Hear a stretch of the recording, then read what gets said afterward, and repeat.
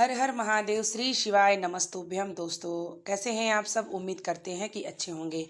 आज हम श्रावण के महीना के बारे में भी कुछ बात करेंगे। और जैसे कि हम भगवान शंकर को बेलपत्र अति प्रिय है, और बिल्व पत्र तोड़ते समय हमें किन किन बातों का ध्यान रखना है, क्योंकि हम भगवान शंकर को जब समर्पित करने जाते हैं बेलपत्र, और अगर हमें ढेर सारा बेलपत्ती चाहिए होता है तो कहीं ना कहीं कुछ गलतियां हम कर बैठते हैं जिससे हमें दोष भी लगता है।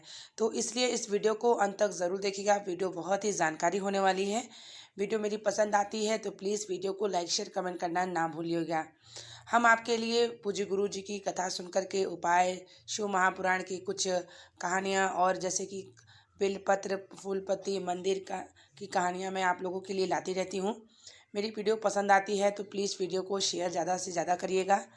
तो सावन का महीना आने वाला है, तो इसलिए हम लोग वीडियो की आगे शुरुआत करते हैं और बात करते हैं कि हमें किस प्रकार से बेल व पत्र तोड़ने से पहले भगवान शंकर को किस प्रकार से सावधानियां बरतनी है जिससे हमें दोष ना लगे। चलिए, तो हम वीडियो की शुरुआत करते हैं और बात करते हैं कि बेल व पत्र हमें किस प्रकार नहीं तोड़ना होगा। देखिए, भगवान शंकर को बेल व पत्र अति प्रिय है। भगवान शंकर को बेल व पत्र चढ़ाने से और बेल पत्र चढ़ाते समय आपको अपने मन की भाव करते हुए अगर एक भी बेल पत्र समर्पित करते हैं तो महादेव अति प्रसन्न होते हैं।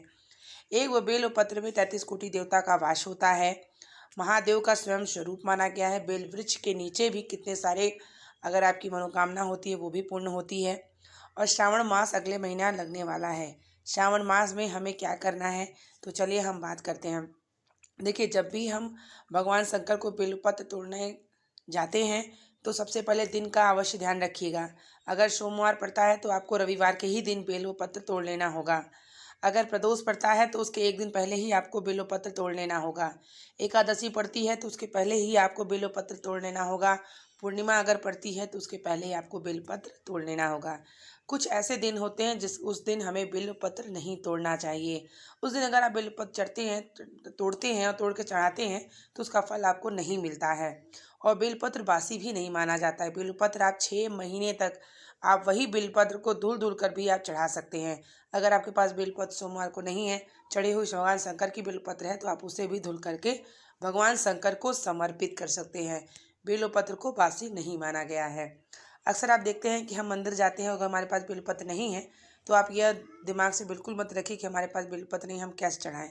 आप भगवान की शंकर चढ़ी हुई बेलपत्र को लीजिए और उसे धुल करके भगवान शंकर को समर्पित कर दीजिए। वह बेलपत्र आपको ही चढ़ाया माना जाएगा कि आपने ही उन्हें समर्पित किया है। चलिए, हम ये बात करते हैं कि बेलपत्र तोड़ते समय क्या सावधानी रखनी है सावन के महीने में। देखिए, सावन के महीने में जब आप बेलपत्र तोड़ेंगे तो तोड़ते समय अक्सर आपको ज्ञात होना चाहिए कि छोटी बेलपत्र ना तोड़ें। छोटी बेलपत्र जैसे कि तुरंत हुई पत्ती थोड़ी थोड़ी बढ़ती है, तो अगर आप कोशिश करिए कि ना तोड़ें। अगर नहीं मिलती है तो मजबूरी है आपकी। बड़ी पत्ती, जैसे कि बड़ी पत्ती हो चुकी है तो उसे तोड़िए, क्योंकि छोटी पत्ती कहा जाता है बाल रूप माना जाता है।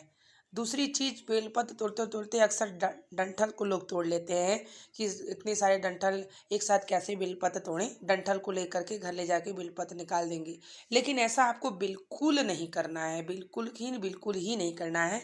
शिव महापुराण की कथा सुन करके ही मैं आप लोगों को बता रही हूँ कि बेलपत्र तोड़ते समय आपको डाल बिल्कुल तोड़ के नहीं लानी है कि आप ले चल के घर पे आप उससे बेलपत्र तोड़ें। आपको डाल तोड़नी ही नहीं है और घर लानी ही नहीं है। घर लाते हैं अगर आप, जितनी देर आप रखते हैं, समझ लीजिए उतनी देर आपको दोष लगता है, बीमारियां आपके घर में प्रवेश करती हैं।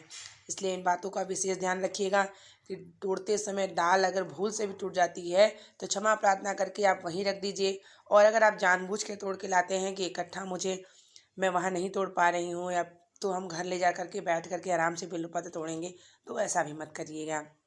आप जितने भी बेलपत्र तोड़िए, आप बेल वृक्ष के नीचे से ही तोड़ करके बेलपत्ती ले आइए, उनके डाल बिल्कुल ना तोड़िए। और बेलपत्र तोड़ते समय आपको इसका भी ध्यान रखना है कि बेलपत्र छेद नहीं होना चाहिए। बेलपत्र पूरा आपका समूचा होना चाहिए, जैसे कि कहीं भी कटी वटी बेलपत्र नहीं होनी चाहिए।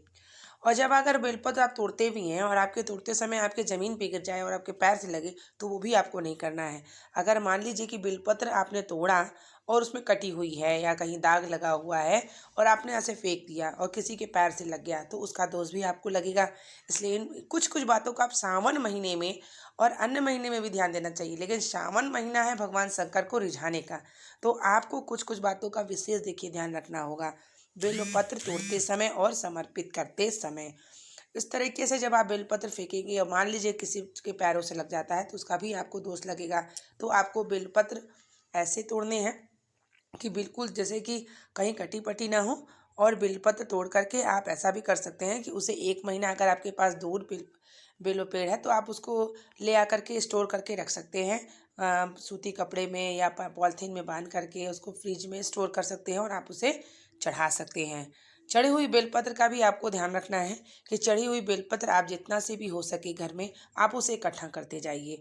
भगवान शंकर से उससे अमृत के प्रदान में मांगते जाइए और आप उसे इकट्ठा करते जाइए। इकट्ठा करते करते अगर धूप हो तो उसे सुखा करके उसका पाउडर भी बना सकते हैं। और अगर आप बेलपत्र पूरे परिवार प्रतिदिन भगवान शंकर से आरोग्यता प्रदान करके मांगते हैं तो आप उसे पूरे घर में खिला भी सकते हैं। ऐसा आप बेलपत्र करते हैं तो आपके घर में कोई बीमारी चल भी रही होगी ना, यकीन मानिए बीमारी समाप्त हो जाएगी। और जिसको मतलब स्वस्थ इंसान है उसे बीमारी भी नहीं होगी। तो इस प्रकार से आप बेलपत्र को तोड़ते समय किन बातों का ध्यान रखना चाहिए शायद आप वीडियो में समझ चुके होंगे।